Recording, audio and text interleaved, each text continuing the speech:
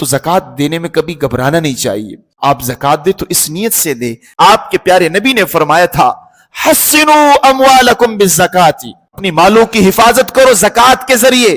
انسان مال دیتا ہے اللہ کی راہ میں تو اس کا مال محفوظ ہو جاتا ہے ضائع ہونے سے. اس لیے زکات میں سستی نہیں کرنی چاہیے. آدمی زکات دیتا ہے تو اس کا مال محفوظ ہوتا ہے، ضائع نہیں ہوتا. عجیب بات آپ کو بتاؤں، اس بات پر ایک زمانے میں کافروں کو یقین تھا زکات دینے سے مال ضائع نہیں ہوتا. فضائل اعمال جس عالم نے لکھی ہے اس کا نام ہے مولانا زکریا صاحب. تو عالم نے اپنی آپ بیٹی میں ایک واقعہ لکھا ہے. ہندوستان کے ایک علاقہ ہے ضلع سہارنپور، وہاں آگے جا کر انگریزوں کی کوٹیاں تھی، وہاں مسلمان مزدور تھے. بڑا ہی سبق آموز واقعہ ہے. اس کے ساتھ ایک جنگل ہے، وہاں آگ لگی. انگریز جو تھے وہ تو اچھے کلکتہ اور اچھے شہروں میں رہتے تھے اور مسلمان مزدوروں کو اپنی کھوٹیوں پر مقرر کیا تھا، انہیں مزدوری دیا کرتے تھے. ایک دفعہ جنگل میں آگ لگی. ایک مسلمان مزدور اپنے سردار کے پاس گیا انگریز، ان سے کہا کہ جنگل میں آگ لگی، ساری کوٹھیاں جل گئی. اس انگریز نے اس مسلمان کی بات کی طرف کوئی توجہ نہیں دی. مسلمان اس کا مزدور تھا. اس نے پھر عرض کیا کہ آپ کی کھوٹی کو آگ لگی. تو آگے سے اس نے کہا کہ میری کھوٹی محفوظ ہے، اس کو آگ نہیں لگ سکتی. تیسری مرتبہ کیسے آگ نہیں لگ سکتی، وہاں آگ لگی ہوئی ہے، ساری کھوٹیاں جل گئی.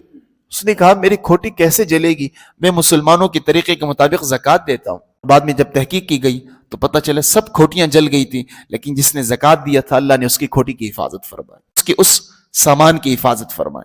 تو زکات دینے سے مال محفوظ ہو جاتا ہے، مال ضائع نہیں ہوتا. تو اس لیے زکات میں سستی نہیں کرنی چاہیے. اور جب آدمی زکات نہیں دیتا اس کے پاس جو باقی مال ہے اللہ اس مال کو تباہ و برباد کر دیتے ہیں. علیہ الصلوۃ والسلام نے فرمایا ما خالطت الزکات مالا قط الا اہلکتہ، کہ جب زکات کسی اور مال کے ساتھ مخلوط ہو جاتا ہے، مل جاتا ہے، زکات اس مال کو تباہ کر دیتا ہے. اس حدیث میں اللہ کے نبی نے ہمیں دو باتیں سمجھائی ہے. پہلی بات یہ سمجھائی ہے اپنے مال میں زکات فرض ہونے کے بعد زکات کے مال کو نہ رکھو، فوراً زکات ادا کر لیا کرو. زکات فرض ہونے کے بعد اس میں غفلت اور سستی مت کرو.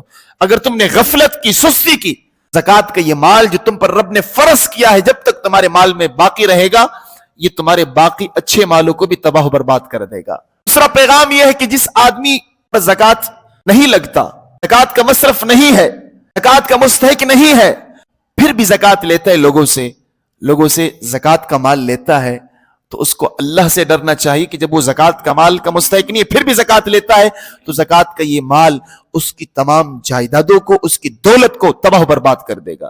اس لیے جب آپ زکات کے مستحق نہیں ہے تو پھر زکات کے قریب مت جاؤ. اور جب آپ پر زکات فرض ہو گیا تو پھر اس میں سستی مت کرو، اس میں غفلت مت کرو، ہر قیمت پر پھر زکات ادا کرو. تو اللہ تعالی ہمیں اس کی بھی توفیق عطا فرمائے.